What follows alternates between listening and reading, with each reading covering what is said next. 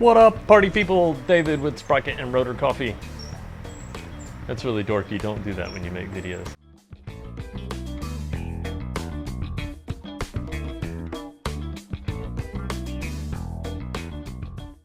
Anyway, I bought a Genie Cafe. I got it used. Excellent price. The guy that owned it before is an engineer. He worked at a brewing establishment over in Asheville. So anytime you buy anything from an engineer or a pilot, I bought a vehicle from a pilot one, it's in excellent shape.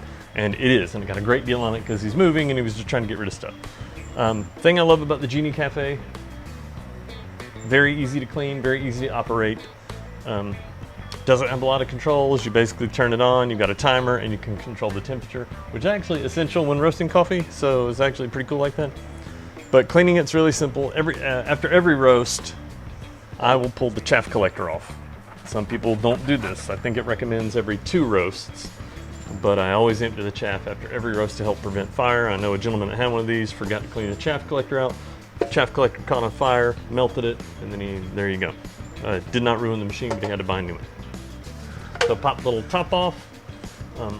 I use an air compressor to clean mine. You take the little cap off the side. You'll have chaff in this hole. I dump it out. I take an air compressor everywhere. The instructions recommend that you use a little detergent, and there's some metal screens in here and use a soft brush. Soft brush on the metal screens in here to help get off some of the oils. So I'm going to take that inside and do that in the sink.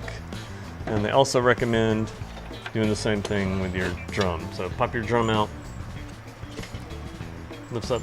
I can see there's a bunch of oil buildup in here. I don't know if you can see that in the camera, but gonna clean that off. Got a little chaff still stuck in there. They say be careful of the blade here. That's an integral part of the process when you're roasting, so when cleaning, be wary of not damaging that or cutting yourself. Again, a little detergent, a little brush, cleaning the inside and outside, and then should be good to go. Every time I'm done with the machine, after I roast, air compressor, get all the chaff. Everything seems pretty clean. It's in great shape. I'll take that inside and let you know how that goes when I get back.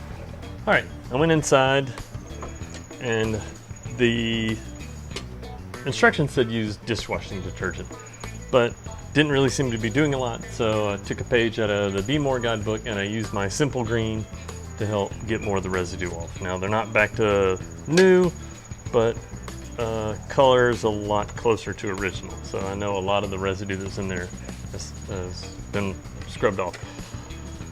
Cleaning this one is kind of more annoying. Getting in here and cleaning the drum, you don't really have to clean the drum on the Be More. It just does its thing. That's cool. You can burn off the oils.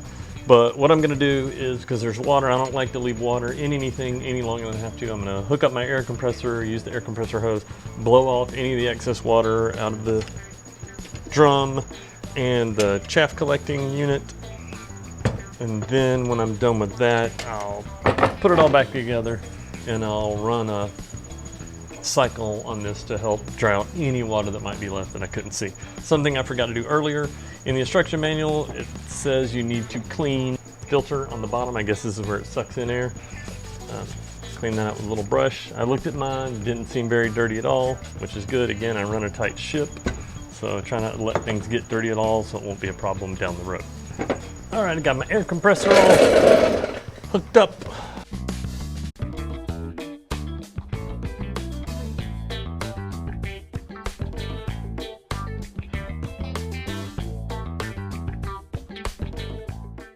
Okay, I used the air compressor. That was excruciatingly loud, so we cut that part out.